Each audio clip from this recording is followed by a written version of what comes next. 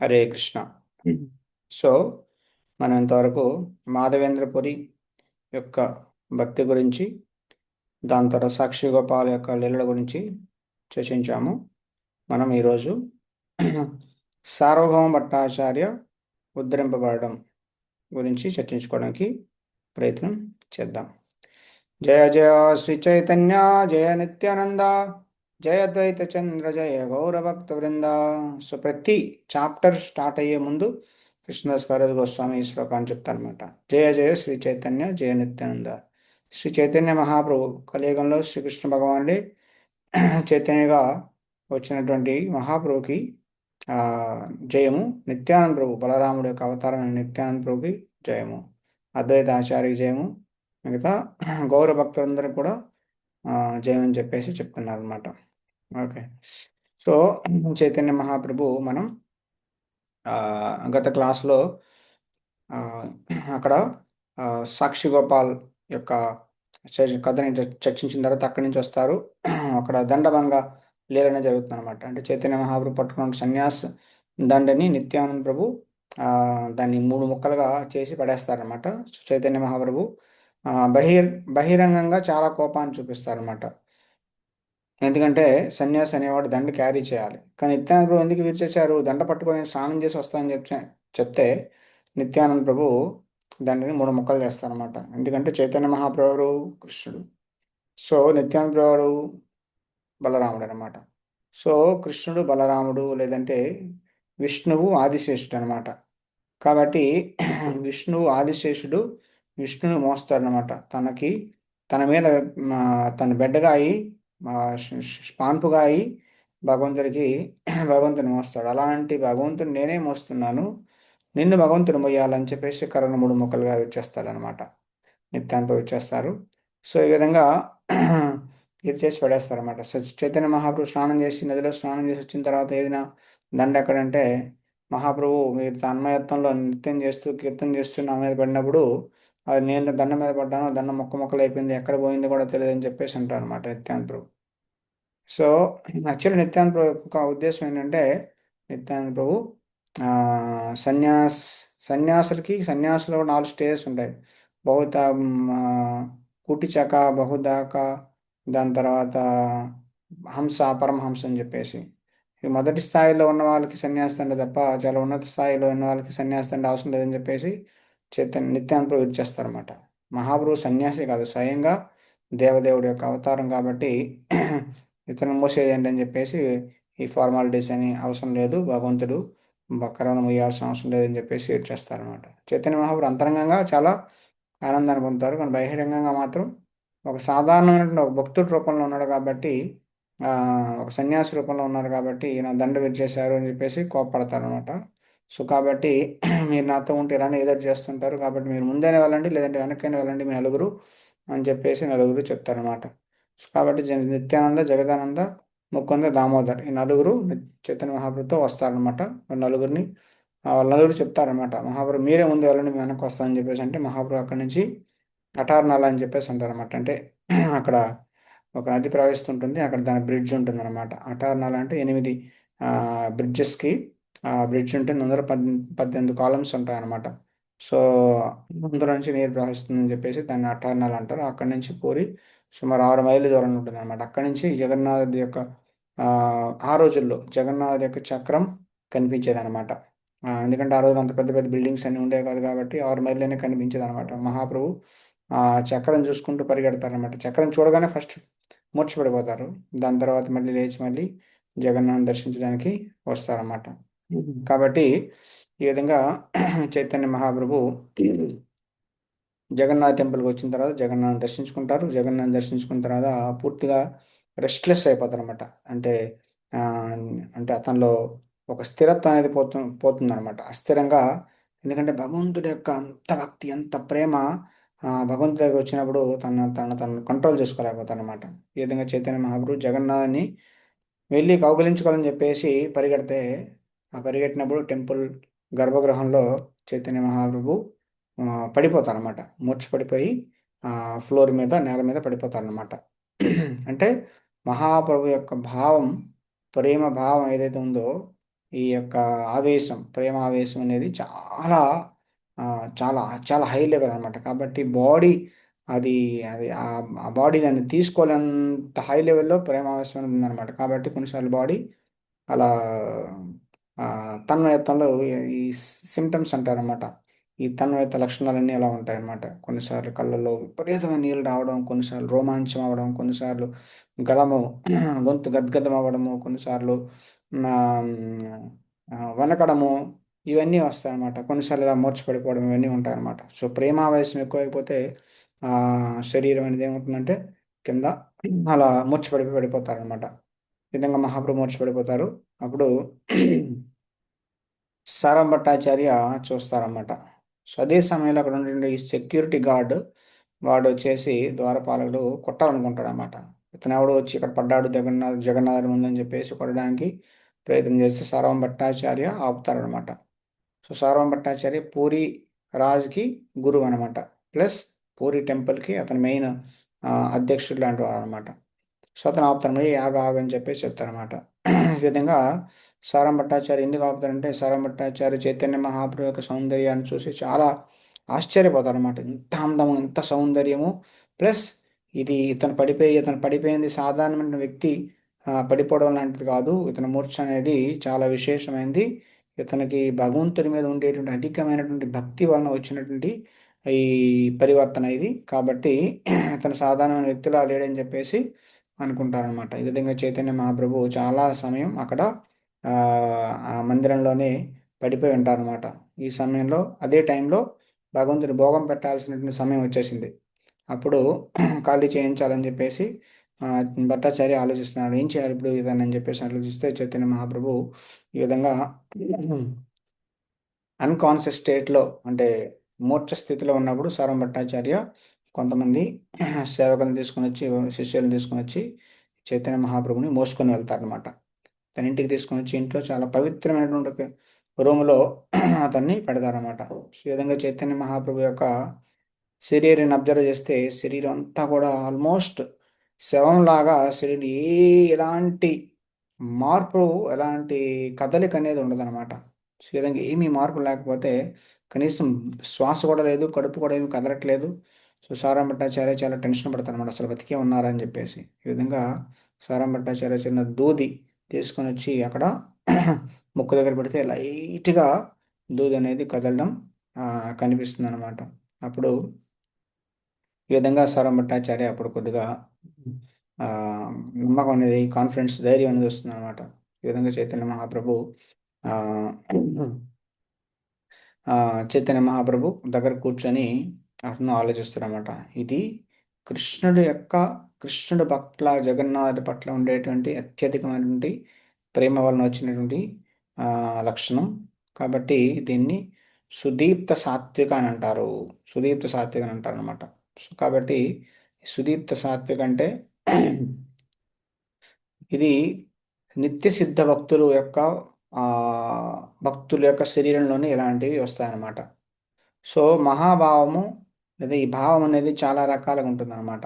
So భక్తి రసామృత సింధులో అది చెప్తారనమాట. ఏంటంటే సో రెండు రకాల అంటే భక్తుడికి ఆ, ప్రేమావేశం వచ్చినప్పుడు అంటే కళ్ళలో నీళ్ళు రావడము, ఆ, ఈ ప్రేమావేశం, అలాంటి ప్రేమావేశం వచ్చినప్పుడు కొన్నిసార్లు వాళ్ళు కంట్రోల్ చేసుకుంటారు, కొన్నిసార్లు వాళ్ళు కంట్రోల్ చేసుకోలేరు అనమాట. ఓకేనా. సో దాన్ని ధూమాయిత లేదా జ్వలిత అంటారనమాట. ధూమాయిత అంటే ఇప్పుడు మనం ఏదైనా తడి కర్రని తీసుకొని మనం అగ్గితో వెలిగించామనుకోండి, దాని నుంచి వస్తుంది స్మోక్ వస్తుంది అనమాట. కాబట్టి ఇంకా ఫైర్ ఏమీ రాలా, ఫైర్ ఏమి అంటుకోవట్లా, తడిగా ఉంది కాబట్టి అంటట్లేదు అనమాట. ఆ స్మోక్ని ఆపేయడం చాలా ఈజీ అనమాట. ఓకే, దాని తర్వాత మరికొద్ది వెలిగించామని కొద్దిగా లైట్గా ఫైర్ ఫైర్ వస్తుంది. దాన్ని ఆపడం కొద్దిగా కష్టం కానీ అసాధ్యం కాదనమాట. సో దాన్ని జలిత అంటారనమాట. ఓకే, ఇంకా దాన్ని బాగా అంటుకుంది అనుకోండి, బాగా దాన్ని దీప్త అంటారనమాట. అంటుకోవడమే కాదు, దాన్ని బాగా అది పెద్దగా అయిపోయింది అనుకోండి, దాన్ని ఉద్దీప్త అంటారనమాట.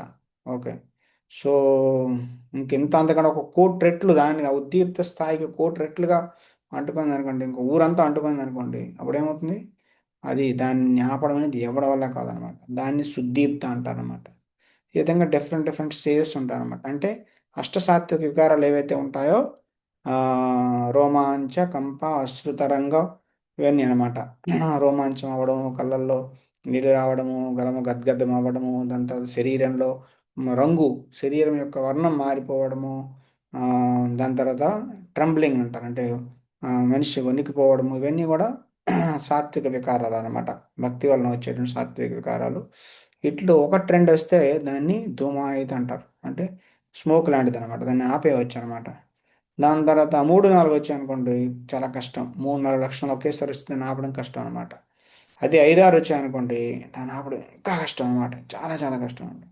కానీ 8కి 8 లక్షణాలు బాడీలో వచ్చాయనుకోండి, వాటిని ఆపడం అనేది చాలా చాలా అసాధ్యం అనమాట. కానీ ఇవన్నీ కూడా అందరిలో రావు. ఎస్పెషల్లీ 1, 2, 3, 4, 5 వస్తాయేమో, కానీ అన్ని 8కి 8 నిత్య సిద్ధ భక్తులు, అంటే గోపికలు లాంటి భగవంతుడి భక్తులనే వస్తాయి తప్ప అందరిలో ఇవి రావంట.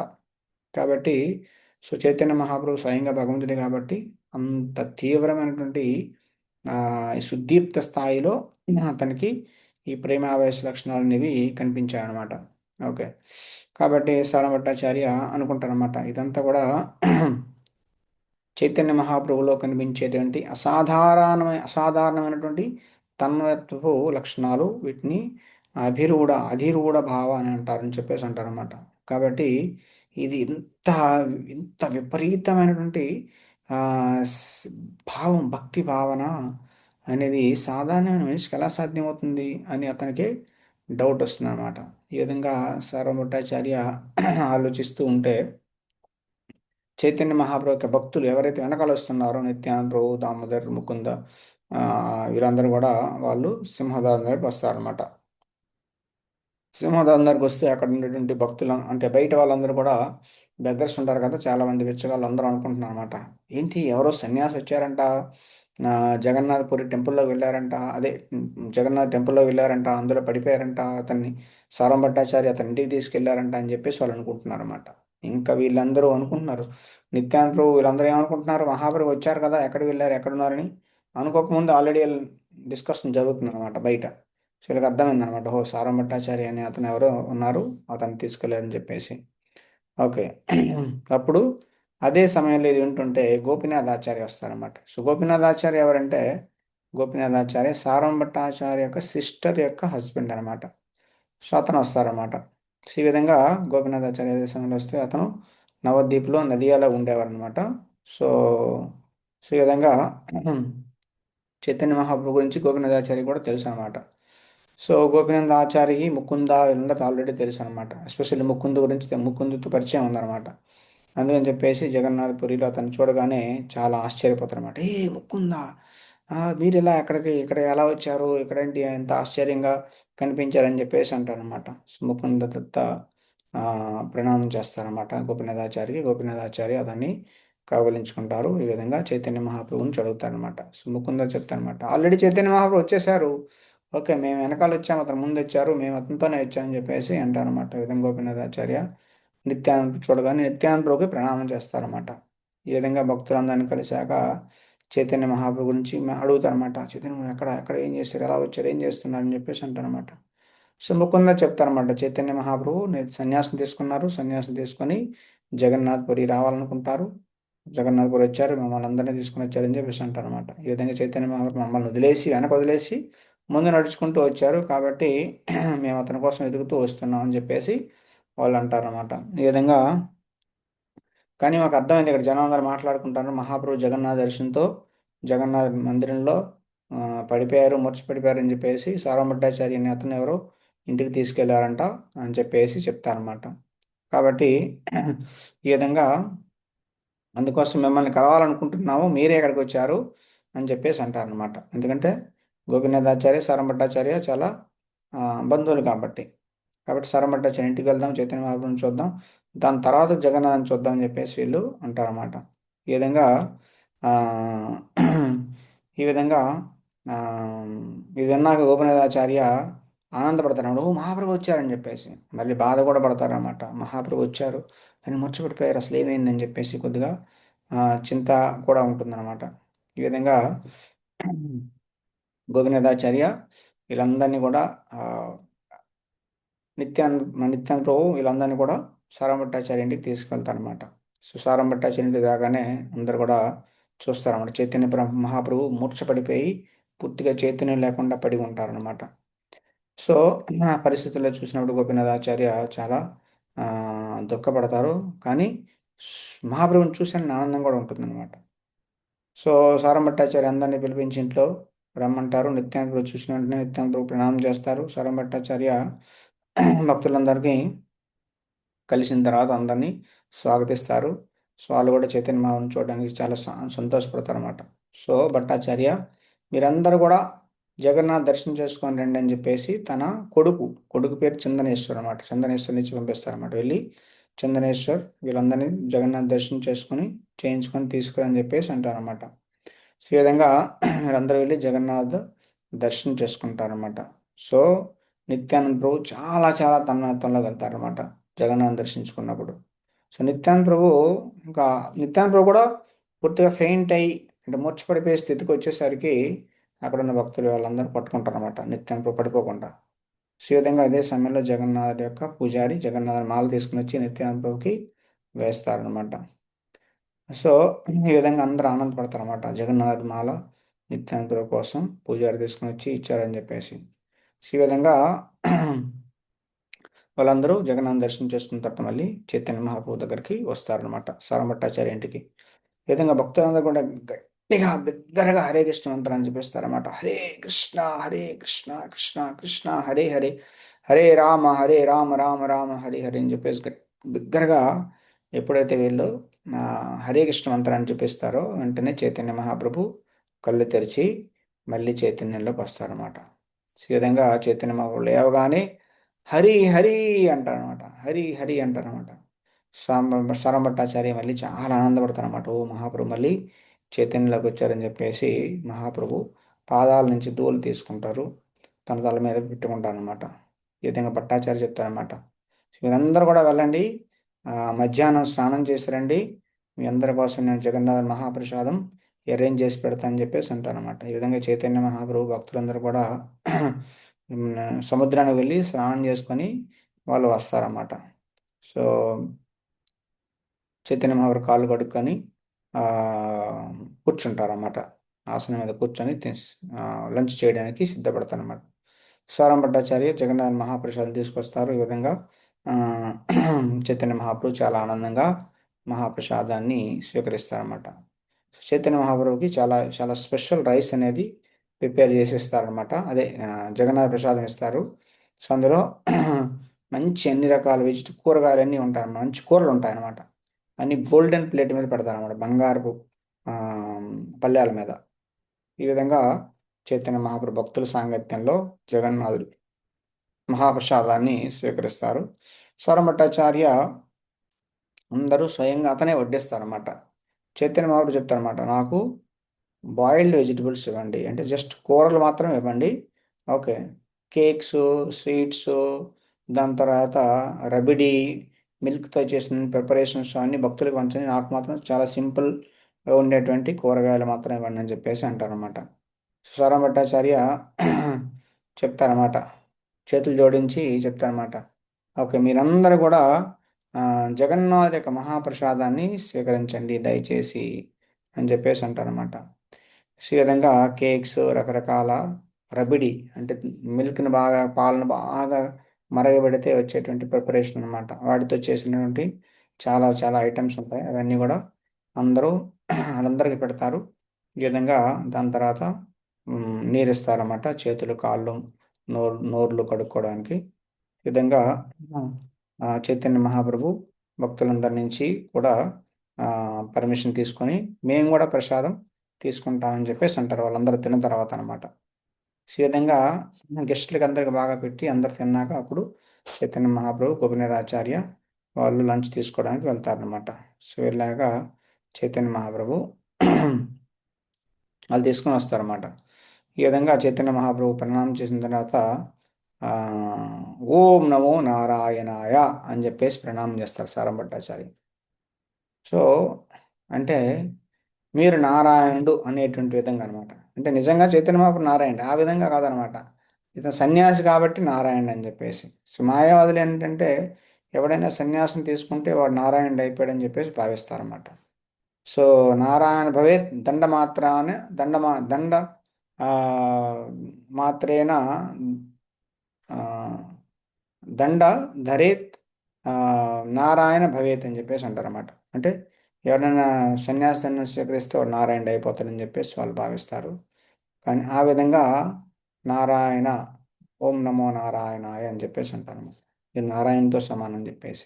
అంటే అందరు సన్యాసులకు అలా చెప్తారన్నమాట. చైతన్య మహాప్రభు ఒకే కాదనమాట. సో సో చైతన్య మహాప్రభు ఏమంటారు? చైతన్య మహాప్రభు ఏమంటారంటే ఆ, అప్పుడు ఆ, చైతన్య ప్రణామం చేసి ఆ, ఓం నమో నారాయణ అని అంటారు అనమాట. సో ఈ విధంగా సారంభట్టాచార్యకి అర్థమవుతుంది, ఇతను వైష్ణవ సన్యాసి అనే విషయం తెలుస్తుంది అనమాట. గోపినాథాచార్య చెప్తారన్నమాట.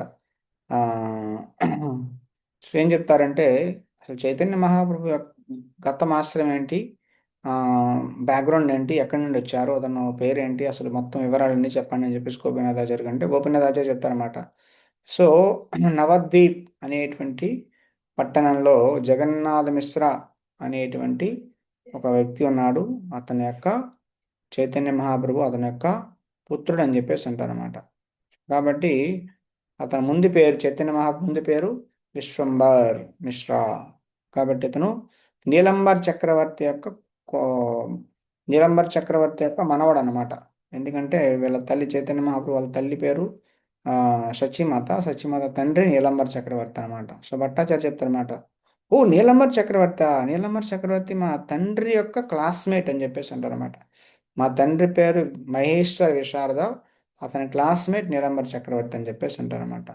కాబట్టి జగన్నాథ మిశ్ర నాకు బాగా తెలుసు అంటారన్నమాట. నేను జగన్నాథ మిశ్రని నా తండ్రి నాని జగన్నాథ మిశ్రని మిశ్రా మా తండ్రి గారు బాగా గౌరవించేవారు జగన్నాథ్ మిశ్రా అని చెప్పేసి అంటారన్నమాట. కాబట్టి నేను కూడా వాళ్ళ ఆ సంబంధం వలన జగన్నాథ్ మిశ్రా అని నీలంబర్ చక్రవర్తిని చాలా గౌరవిస్తానని చెప్పేసి అంటారన్నమాట. అంటే చూడండి, అంటే ఆల్రెడీ ఇలా పరిచయాలు ఉన్నాయన్నమాట ముందే. సో చైతన్య మహాప్రభు నద్యాకు చెందినవాడు కాబట్టి శరంభట్టాచార్య చాలా ఆనందపడతారనమాట. ఈ విధంగా చైతన్య మహాప్రభుని సంబోధిస్తూ చెప్తారన్నమాట.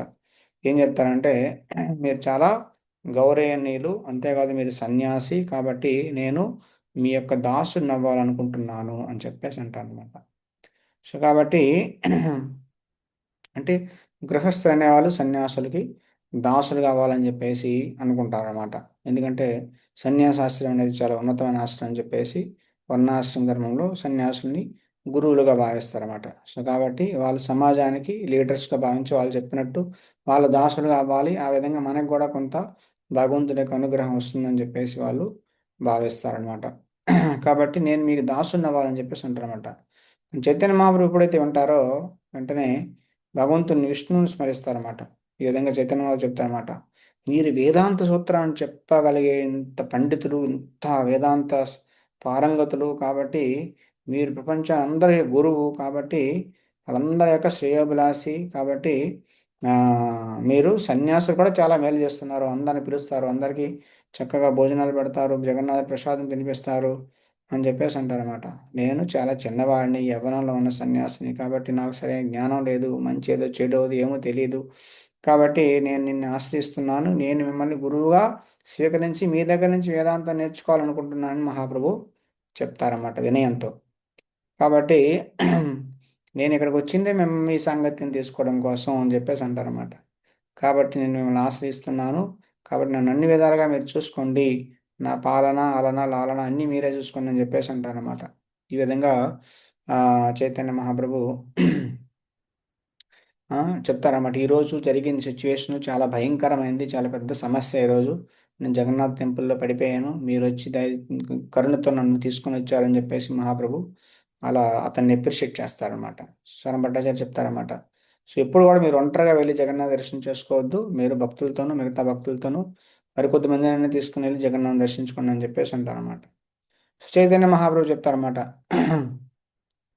ఏంటంటే నేను ఎప్పుడు కూడా ఒంటరిగా వెళ్ళను. ఓకే.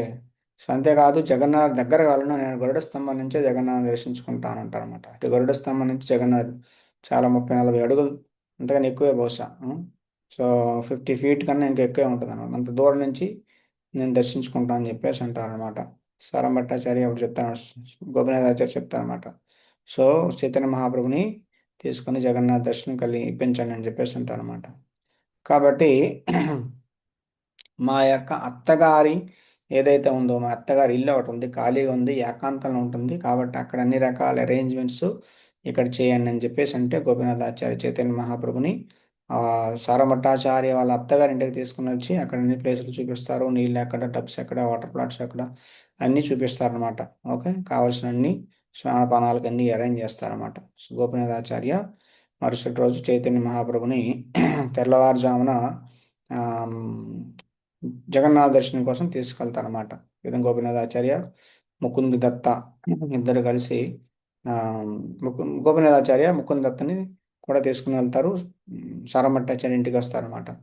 సో ఆ, వాళ్ళు ఎప్పుడైతే వస్తారో సారంభట్టాచార్య ముకుంద్ దత్తుతో ఇలా అంటారనమాట: ఈ సన్యాసి ఎవరు చాలా వినయంగా, చాలా వినమ్రతతో, చాలా ఆ, ఆ, వినమ్రత, హ్యూమిలిటీ అంటారన్నమాట, వినమ్రతతో ఉన్నారు, చాలా అందంగా ఉన్నారు.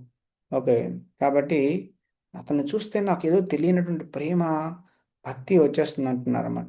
కాబట్టి ఏ సంప్రదాయానికి చెందిన వాళ్ళు, ఏ సంప్రదాయంలో సన్యాసం తీసుకున్నారు, అతని పేరేంటి అని చెప్పేసి అంటారు. గోపినాథ్ ఆచార్య అంటారు, "ఆ, స- మహాప్రభు పేరు వచ్చేసి కృష్ణ చైతన్య, శ్రీకృష్ణ చైతన్య." ఓకే, కాబట్టి ఇతను సన్యాస గురువు వచ్చేసి కేశవ భారతి అని చెప్పేసి అంటారనమాట.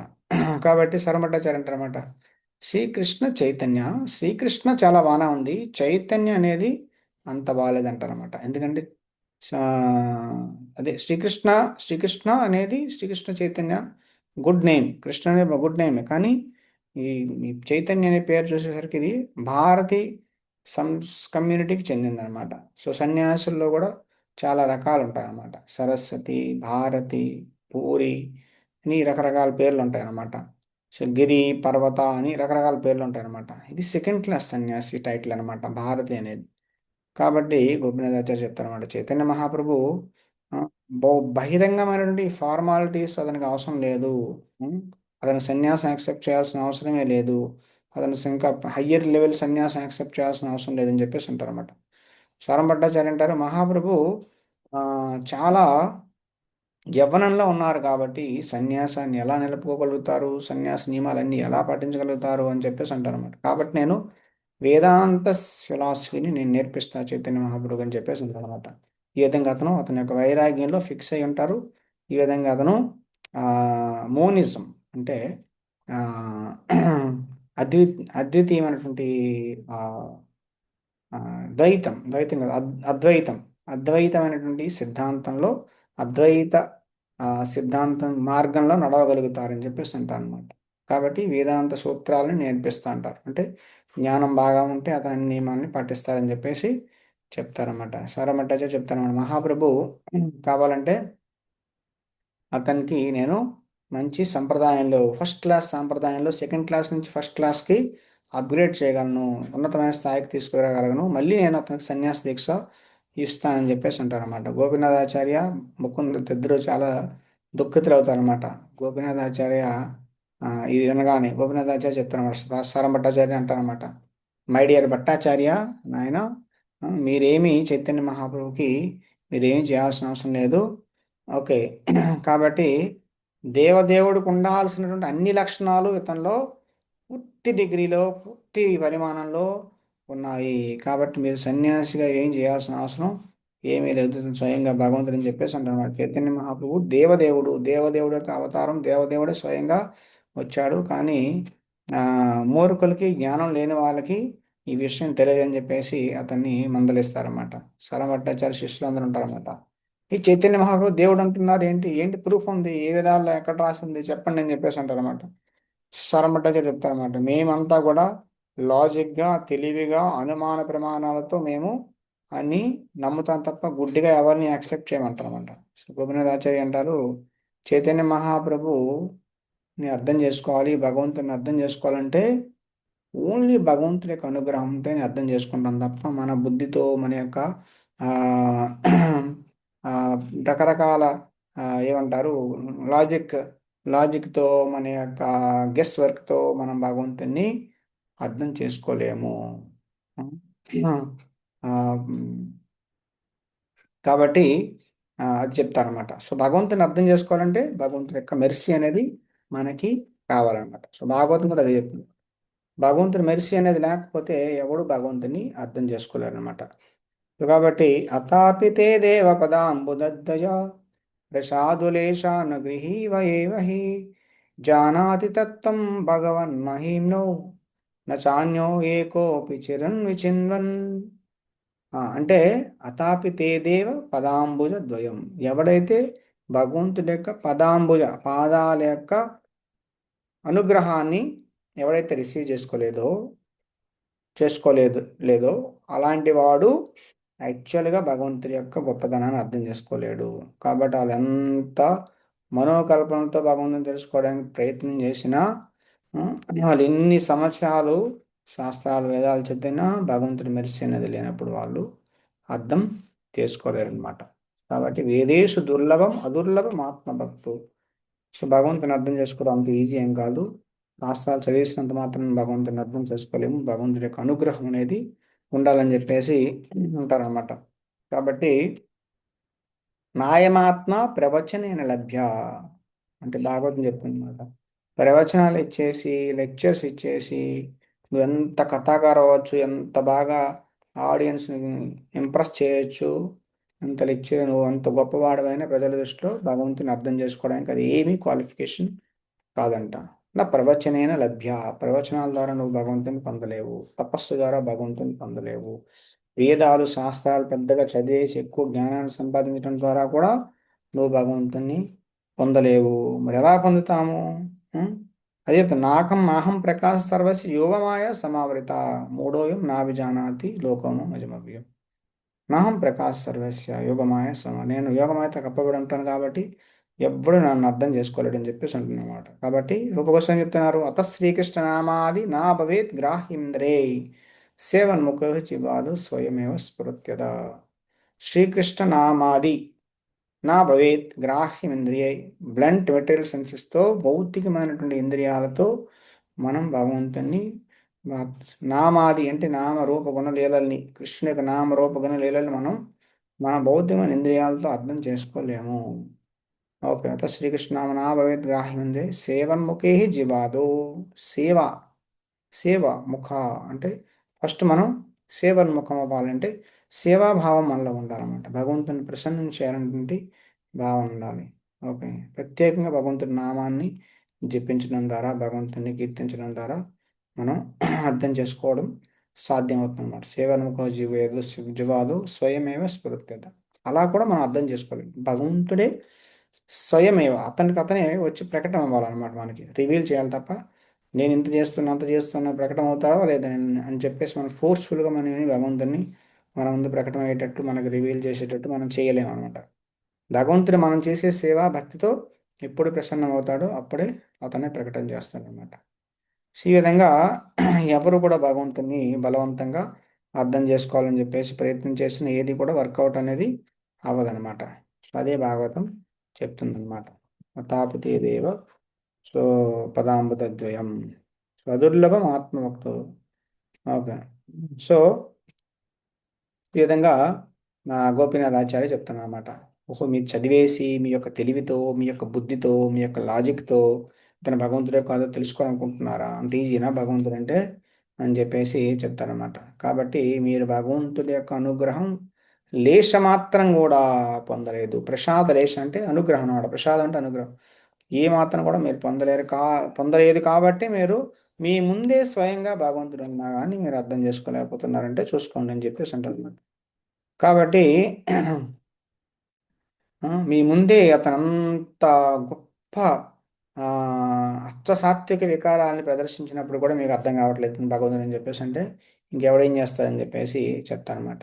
కాబట్టి మీరు వేదాలు ఎన్ని సంవత్సరాలైనా చదవండి, ఎన్ని జన్మలైనా చదవండి, మీకు ఎప్పుడు భగవంతుడు అర్థం కాదని చెప్పేసి చెప్తారనమాట. ఇప్పుడు గోపినాథాచార్య సారంభట్టాచార్యతో చెప్తారనమాట. ఓ సారంభట్టాచార్య చాలా వేద పండితులు, మీకు చాలా మంది శిష్యులు ఉన్నారు.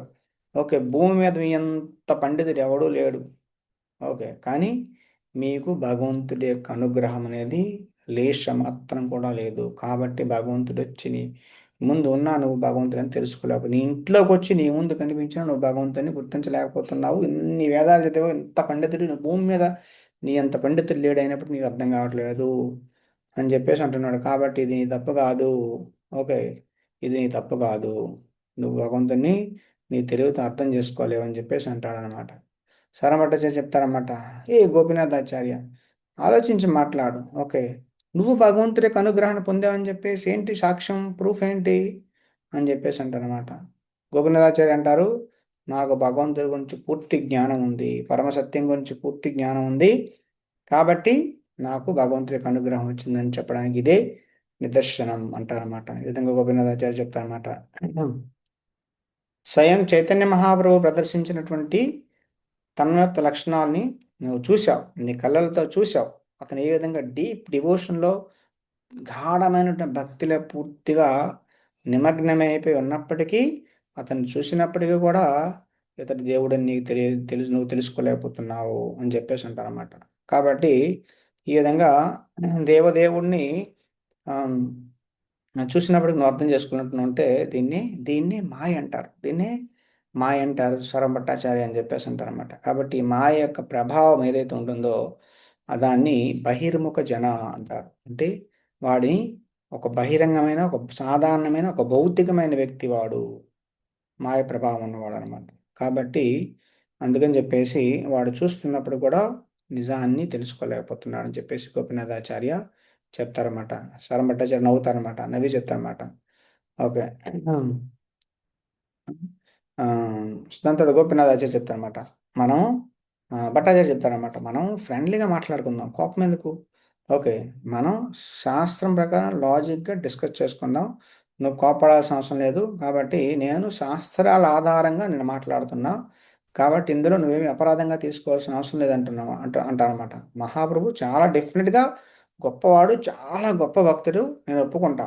ఓకే, కానీ అతను భగవంతుడు విష్ణు యొక్క అవతారం అని చెప్పేసి నేనైతే నమ్మనంటారనమాట. ఎందుకంటే శాస్త్రాల్లో కలియుగంలో భగవంతుడు అవతరిస్తారని చెప్పేసి లేదు. శాస్త్రాల అతన్ని త్రియుగి అంటారు, త్రియుగి అంటారు అనమాట. ఎందుకంటే ఆ, 3 యుగాలను వస్తాడు. కలియుగంలో భగవంతుడు రాడని చెప్పేసి శాస్త్రాలు చెప్తున్నాయి అంటున్నాడు అనమాట. కాబట్టి గోపీనాథాచార్య మళ్ళీ చాలా కోపం దుఃఖపడతానమాట. ఓకే, భట్టాచార్య చెప్తానమాట, నువ్వేమనుకుంటున్నావు, నీకు శాస్త్రాలన్నీ తెలుసు అనుకుంటున్నావు, అన్ని వేదాలు తెలుసు అనుకుంటున్నావు, అది సమస్య అనమాట. కానీ నువ్వు శ్రీమద్ భాగవతం చదవలేదు, మహాభారతం చదవలేదు. ఇవే అన్నిటికన్నా చాలా ఇంపార్టెంట్ స్క్రిప్చర్స్. కాబట్టి వాటి గురించి నువ్వేమీ చదవలేదు. శ్రీమద్ భాగవత మహాభారతంలో ఏం చెప్పడం జరిగింది, భగవంతుడు భాగవతం ఏం చెప్పడం జరిగింది, భగవంతుడు ప్రత్యక్షంగా అవతరిస్తారని చెప్పడం జరిగిందనమాట. ఓకే, కానీ నువ్వేం చెప్తున్నావు, భగవంతుడి అవతారం యుగంలో లేదంటున్నావు అనమాట. ఓకే, అంటే యుగంలో లేదంటే అర్థం ఏంటి, యుగంలో లీలా అవతారం లేదు, కానీ యుగ అవతారం అనేది ఉంటుంది, యుగ అవతారం ఉంటుంది. కాబట్టి ఇది గుర్తుపెట్టుకోవాలి, యుగావతారం వేరు, లీలావతారం అన్నమాట. లేదు, లీలావతారం వేరు. కాబట్టి కలియుగంలో యుగ అవతారం అనేది ఉంటుంది, లీలావతారం లేకపోయినా. కానీ నీ గుండె అనేది చాలా ఈ లాజిక్స్ వీటన్నిటితో, ఈ వాద వివాదాలు తర్కాల్లో మునిగిపోయి నీకు భగవంతుని అనుగ్రహం అనేది ఏమీ లేకపోవడం వల్ల నీకు నిజం ఏంటో తెలియట్లేదు అని చెప్పేసి అంటాను అనమాట. ఓకే, ఓకే, అందుకని చెప్పేసి నందమహారాజు దగ్గరికి గర్గమును వచ్చినప్పుడు ఏం చెప్తారు, ఆయన నందమహారాజు, నందమహారాజా మీ యొక్క పుత్రుడు రకరకాల కలర్స్తో పుడుతూ ఉంటాడు, ఒక్కొక్క జన్మలో ఒక్కొక్క కలర్తో పుడుతూ ఉంటాడు. ఒకసారి తెలుపు రంగు, ఒకసారి ఎరుపు రంగు, ఒకసారి ఎల్లో పసుపు రంగులో పుడుతుంటాడు అని చెప్పేసి అంటారు. పసుపు రంగు అంటే చైతన్య మహాప్రభు గురించి చెప్పడం జరిగింది. ఓకే అని చెప్పేసి, ఇప్పుడు ద్వాపరయుగంలో బ్లాక్ వర్ణంలో, నలుపు వర్ణంలో పుట్టాడు. ఓకే, మిగతా సమయాల్లో తెలుపు, వైటిష్, రెడ్డిష్ అండ్ ఎల్లోయిష్, తెలుపు నలుపు, తెలుపు, ఎరుపు, పసుపు రంగులో వస్తూ ఉంటాడని చెప్పేసి గర్గముని చెప్పాడు. కాబట్టి ఓకే, కాబట్టి కలియుగంలో, ద్వాపరయుగంలో జనాలందరూ కూడా దేవదేవుణ్ణి రకరకాల మంత్రాలతో పూజిస్తారు. ఓకే, కాబట్టి ఈ కలియుగంలో తెలివైన వాడు, ఓకే, చెప్తున్నారన్నమాట. అంటే ఇక్కడ ప్రూఫ్ తీసుకొస్తున్నారన్నమాట. భాగవతంలో ఇచ్చినటువంటి ప్రూఫ్ అన్నమాట. కృష్ణవర్ణం దిశా కృష్ణం సంగోపాంగస్త్ర పార్షదం యజ్ఞై సంకీర్తన ప్రాయ యజంతి సుమేధస. కలియుగంలో తెలివైన వాడు, ఓకే, ఇంటెలిజెంట్ పీపుల్ అన్నమాట. తెలివైన వాళ్ళు హరే కృష్ణ మహామంత్రాన్ని జపించి దేవదేవుణ్ణి పూజిస్తారు. ఏ దేవుడిని అంటే ఎల్లో కలర్లో, పసుపు వర్ణంలో అవతరించినటువంటి, పసుపు వర్ణంలో తన యొక్క విస్తారాలు, అవతారాలు, తన యొక్క పార్షదులతో అవతరించినటువంటి భగవంతుణ్ణి తెలివైన వాళ్ళందరూ కూడా సంకీర్తన యజ్ఞంతో, హరే కృష్ణ మంత్రంతో పూజిస్తారు అని చెప్పేసి చెప్తున్నారు అనమాట. కాబట్టి అని చెప్తున్నాను అనమాట. దాని తర్వాత ఇది భాగవతంలో చెప్పడం జరిగింది. మరి మహాభారతంలో ఏం చెప్పడం జరిగింది?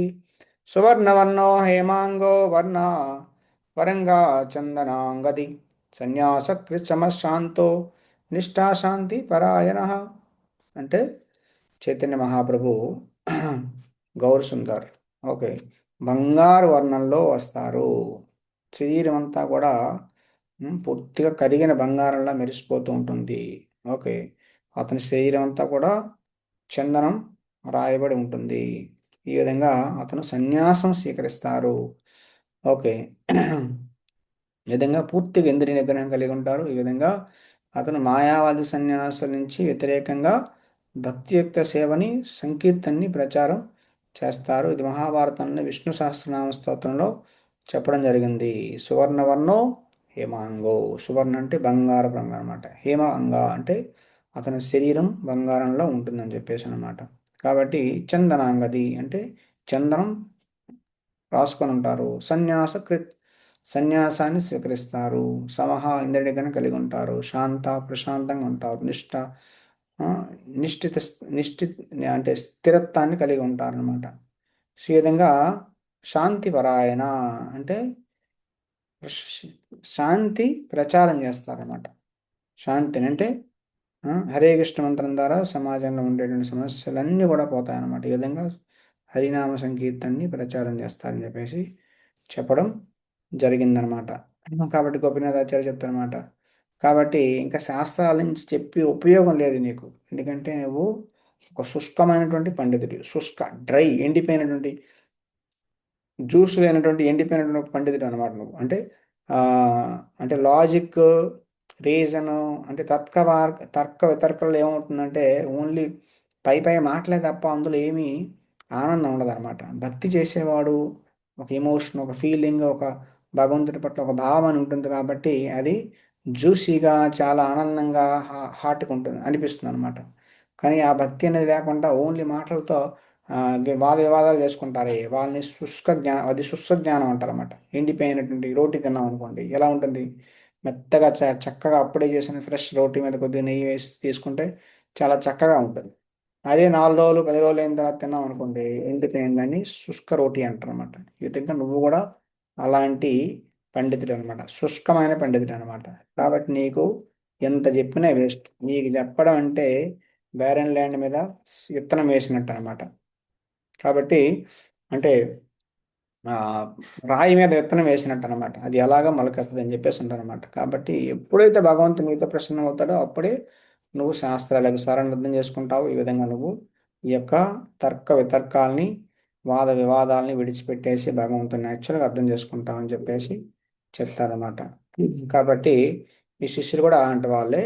వాళ్ళతో తప్పులేదనమాట. మాయావాది సిద్ధాంతమే అలాంటిది. మాయావాది సిద్ధాంతం నుంచే మీరు ఇవన్నీ నేర్చుకున్నారని చెప్పి చెప్తున్నాను అనమాట. కాబట్టి భగవంతుడు అనేవాడు ఆ, ఇలాంటి శుష్క తర్కలు, శుష్క జ్ఞానులకి, వాళ్ళకి ఏమీ తెలియనివ్వకుండా చేస్తాడు అని చెప్పేసి చెప్తున్నాడు అనమాట. కాబట్టి కాబట్టి ఈ విధంగా గోపీనాథ్ ఆచార్యని సరంభట్టాచార్య అంటారనమాట. ఓకే, సరేలే కానీ చైతన్య మహాప్రభుని వెళ్ళి తీసుకురా. ఓకే, అందరినీ చైతన్య మహాప్రభు భక్తుల్ని ఇక్కడ తీసుకుని వస్తే ఓకే నేను పంపించని చెప్పేసి తీసుకుని రా. దాని తర్వాత జగన్నాథ ప్రసాదం తీసుకున్నాక ఆ చైతన్య మహాప్రభు ఫస్ట్ జగన్నాథ ప్రసాదం ఇవ్వు, దాని తర్వాత భక్తులకి ఇవ్వు. దాని తర్వాత నువ్వు ఇక్కడికి రా. అప్పుడు మనం డిస్కస్ చేద్దాం అని చెప్పేసి అంటారు అనమాట. శ్రీరంగ గోపీనాథాచార్య స్వరం భట్టాచార్య యొక్క బావమరిది అనమాట. ఓకే. సో వాళ్ళ సంబంధం అనేది చాలా తీయమైన తీయనైనది, చాలా నికటమైనది కూడా, దగ్గర వాళ్ళు అనమాట. కాబట్టి గోపీనాథాచార్య కొన్నిసార్లు నిందించేవాళ్ళు, కొన్నిసార్లు పొగిడేవాళ్ళు, కొన్నిసార్లు నవ్వేవాళ్ళు అతనితో. సో ఈ విధంగా చాలా సమయం గడిచిందనమాట. దాని తర్వాత ముకుంద చాలా ఆనందపడతారన్నమాట. మన గోపీనాథాచార్య సరైన సమాధానం చెప్పారని చెప్పేసి. ఓకే. సో ఈ విధంగా ఆ, అంటే గోపీనాథ్ ఆచార్యని చూసి ముకుంద దత్త చాలా ఆనందపడతారు. కానీ సారభట్టాచార్య మనసు అతను పెట్టినటువంటి, అతను చెప్పినటువంటి మాటలు విన్నాక అతనికి ఆనందం వేయలేదన్నమాట. కాబట్టి సారభట్టాచార్య ఆదేశం ప్రకారం గోపీనాథాచార్య చైతన్య మహాప్రభుని పిలవడానికి వెళ్తారు. ఈ విధంగా సారంభట్టాచార్య తరఫున పిలుస్తారన్నమాట. సో ఈ విధంగా చైతన్య మహాప్రభు ముందు సారం ఆ, భట్టాచార్య ఏమనుకుంటున్నారో మీ గురించి అని చెప్పేసి గోపీనాథాచార్య చెప్తారన్నమాట. ముకుందత కూడా చెప్తారన్నమాట. సో చైతన్య మహాప్రభు చెప్తారనమాట, ఓ అలాంటివన్నీ ఆ, చెప్పకండి అని చెప్పేసి అంటారనమాట. చాలా భట్టాచార్య చాలా మంచి అతను, చాలా ప్రేమగా నా వైపు చూస్తుంటారు, నన్ను చూసుకుంటున్నారు. ఓకే.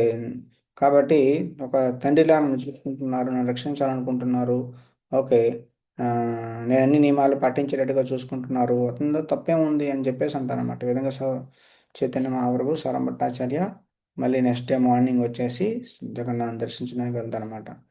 సో ఇద్దరు చాలా ఆనందంగా ఆ, ఉంటారు. జగన్నాథుని దర్శించుకున్నాక మందిరంలోకి ఎంటర్ అయిన తర్వాత శనభట్టాచార్య చైతన్య మహాప్రభుకి ఒక సీట్ ఇస్తారన్నమాట కూర్చోమని. ఓకే. అతను కింద కూర్చుంటారు, అతను మాత్రం ఒక ఆసనం ఇస్తారన్నమాట. ఓకే. ఎందుకంటే సన్యాసి గౌరవం ఇవ్వాలని చెప్పేసి ఆసనం ఇస్తారు. సో దాని తర్వాత చైతన్య మహాప్రభుకి వేదాంత సిద్ధాంతాన్ని నేర్పిస్తారన్నమాట. అంటే చాలా జాలితో, భక్తితో నేర్పిస్తారన్నమాట. ఓకే. స్వరమట్టాచార్య చెప్తానమాట, వేదాంత ఫిలాసఫీ అనేది సన్యాసికి, సన్యాసి యొక్క ప్రధాన కర్తవ్యం వేదాంత సిద్ధాంతం వినడం. కాబట్టి ఏమీ ఆలోచించకుండా, ఎలాంటి సందేహం లేకుండా వేదాంతాన్ని చదవండి. ఓకే. దాన్ని వినండి. ఓకే అని చెప్పేసి అంటారనమాట. మనకన్నా ఉన్నతమైన వాళ్ళ నుంచి వినాలని చెప్పేసి అంటారనమాట. చైతన్య మహాప్రభు చెప్తారనమాట, మీరు చాలా కరుణామయులు. కాబట్టి కాబట్టి మీరు చెప్పాలనుకుంటే ఆ, మీరు చెప్పినట్టే చేస్తానని చెప్పేసి అంటారనమాట. ఓకే. ఈ విధంగా 7 రోజుల పాటు చైతన్య మహాప్రభు వేదాంత సిద్ధాంతాన్ని సార్వభట్టాచార్య నుంచి వింటారనమాట. ఈ విధంగా ఆ, చైతన్య మహాప్రభు 7 రోజుల పాటు ఒక్క మాట కూడా మాట్లాడాల, ఒక్క మాట కూడా మాట్లాడలేదన్నమాట. ఓకే. సో రైటా, రాంగా, అర్థమైందా, అర్థం కాలేదా, ఆ, అస్సలు ఏం చెప్పట్లేదు అనమాట. కామ్గా చూస్తూ వింటున్నారన్నమాట. ఓకే. సో 8వ రోజు సారం భట్టాచార్య అంటారన్నమాట చైతన్య మహాప్రభుకి, అరే ఇంత వేదాంత ఫిలాసఫీని, సిద్ధాంతాన్ని 7 రోజుల పాటు విన్నారు మీరు. ఓకే. ఉమ్. సో ఈ విధంగా నిశ్శబ్దంగా విన్నారు, కానీ ఒక్క మాట కూడా రావట్లేదు, ఇది రైటా, రాంగా. ఓకే. కాబట్టి చెప్పలేదు, అసలు మాట్లాడట్లేదు. నాకు ఇది అర్థం కావట్లేదు, మళ్ళీ చెప్పని అనట్లేదు, అసలు ఏంటి, అసలు వింటున్నావా, వినట్లేదా, అర్థం అవుతుందా, అర్థం కావట్లేదు అని చెప్పేసి అంటారన్నమాట. చైతన్య మహాప్రభు అంటారు, నేను ఒక మూర్ఖుణ్ణి, కాబట్టి నాకు వేదాంత సూత్రం అర్థం కాదు. కాబట్టి నేనేదో మీ దగ్గర నుంచి వింటున్నాను, ఎందుకంటే మీరు వినమన్నారు కాబట్టి నేను వింటున్నాను. మీ యొక్క ఇన్స్ట్రక్షన్ ప్రకారం నేను ఫాలో అవుతున్నా తప్ప నాకేమీ అర్థం కాదని చెప్పేసి అంటానమాట. ఓకే. కాబట్టి సన్యాసి వినాలి, కాబట్టి ఒక సన్యాసిగా నా కర్తవ్యం చేయాలని చెప్పేసి నేను వింటున్నాను. కాబట్టి నాకు ఒక్క ముక్క కూడా అర్థం కాలేదని చెప్పేసి అంటారన్నమాట. సారమట్ట చెప్తారన్నమాట. సో నాకు అర్థమైంది, నీకు అర్థం కావట్లేదని చెప్పేసి, కానీ ఆమ్, ఓకే, కానీ ఎందుకు అడగట్లేదు? అర్థం కాకపోతే అడగాలగా అని చెప్పేసి అంటారన్నమాట. సో కాబట్టి అర్థం కాలేదు కాబట్టి మళ్ళీ మళ్ళీ వినాలి. ఓకే. ఆ, ఉహుం. మళ్ళీ మళ్ళీ వినాలి, కానీ నువ్వు సైలెంట్గా ఉంటున్నావు, కాబట్టి నీ మైండ్లో ఏముందో నాకు అర్థం కావట్లేదు అంటారనమాట. సో చైతన్య మహాప్రభు అప్పుడు యాక్చువల్గా చెప్తారనమాట ఏంటి సిచ్యువేషన్ అనేది. సో చైతన్య మహాప్రభు చెప్తారనమాట, నేను వేదాంత సూత్రం యొక్క అర్థాన్ని, ప్రతి సూత్రాన్ని నేను అర్థం చేసుకుంటున్నాను, కానీ నువ్వు ఇచ్చినటువంటి, మీరు ఇచ్చిన ఎక్స్ప్లెనేషన్ ఏవైతే ఉన్నాయో అవి మాత్రం నా మైండ్కి డిస్టర్బెన్స్గా ఉన్నాయంట అనమాట. ఎందుకంటే వేదాంత సూత్రంలో ఉండేటువంటి వాక్యాలు ఏవైతే ఉన్నాయో అవన్నీ కూడా చాలా స్పష్టంగా ఉన్నాయి, చాలా క్లియర్గా ఉన్నాయి. కానీ దానికి మీరు ఇచ్చినటువంటి ఎక్స్ప్లెనేషన్, తాత్పర్యం ఏదైతే ఉందో అది పూర్తిగా ఎలా ఉందంటే మేఘాల్ని, ఆకాశాన్ని కప్పేసిన మేఘాల్లా ఉందంటారన్నమాట. కాబట్టి మీరు దాని యొక్క ప్రత్యక్ష అర్థాన్ని చెప్పట్లేదు. ఓకే, దాన్ని మీరు ఇటు నుంచి అటు అటు నుండి ఇటు తిప్పేసి కప్పేసి దాన్ని చెప్తున్నారు. కాబట్టి నిజమైన అర్థాన్ని దాన్ని కప్పేసి వేరే అర్థాన్ని తీసుకుని వచ్చి మీరు చెప్తున్నారని చెప్పేసి అంటారనమాట. కాబట్టి వేదాంత సూత్రం అంటే ఏంటి? వేదాంత సూత్రం అంటే ఉపనిషత్తుల యొక్క సారం.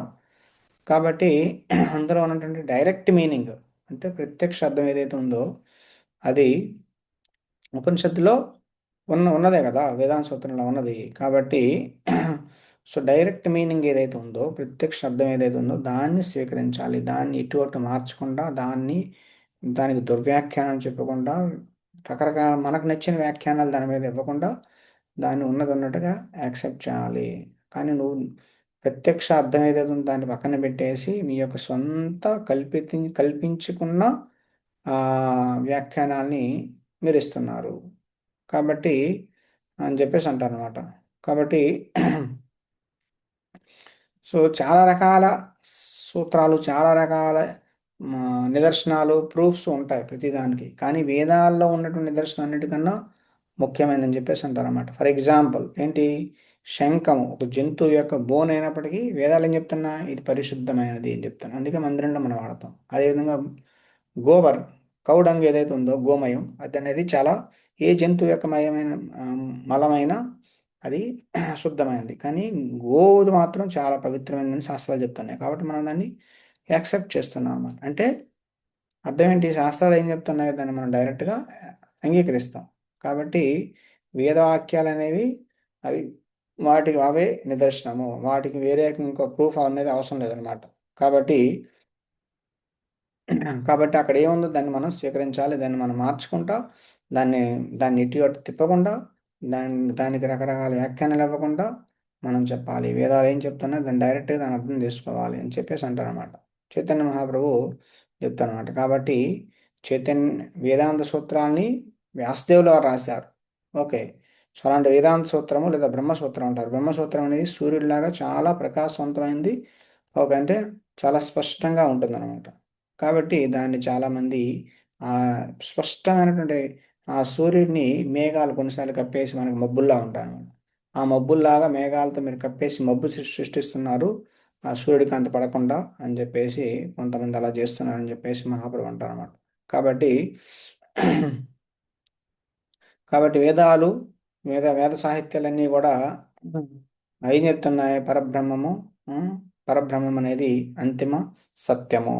కాబట్టి ఆ పరబ్రహ్మం అనేది భగవంతుడి యొక్క జ్యోతి ఏదైతే ఉందో అది భగవంతుడి యొక్క ఒక ఫీచర్, ఒక ఆస్పెక్ట్. ఓకేనా? ఒక అంశం, ఒక భగవంతుడి యొక్క ఒక ఆస్పెక్ట్ అన్నమాట అది.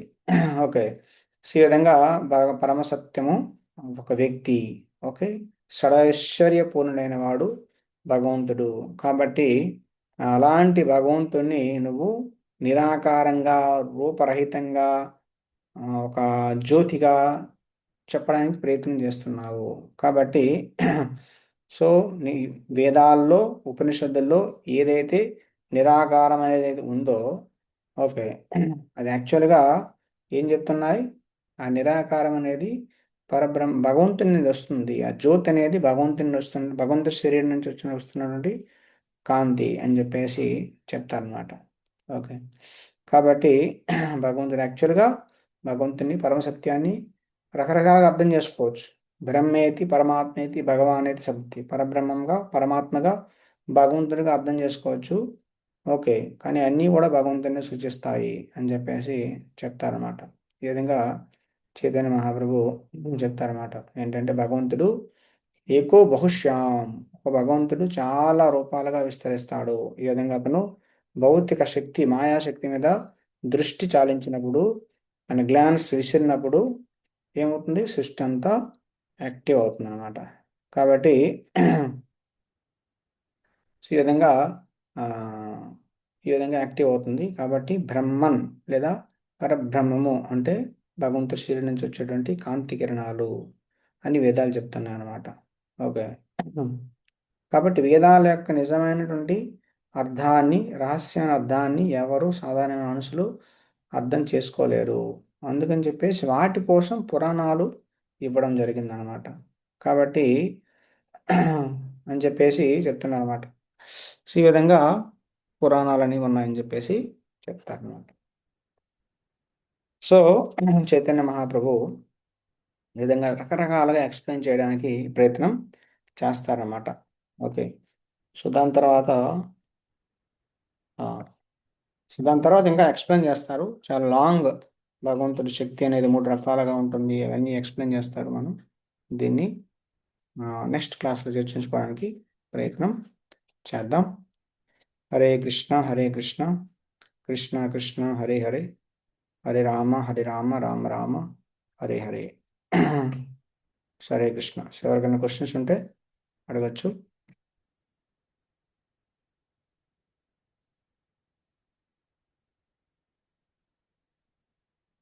ఈ రోజు క్లాస్ సంబంధించి ఎవరికైనా క్వశ్చన్స్ ఉంటే అడగచ్చు. హరే కృష్ణ.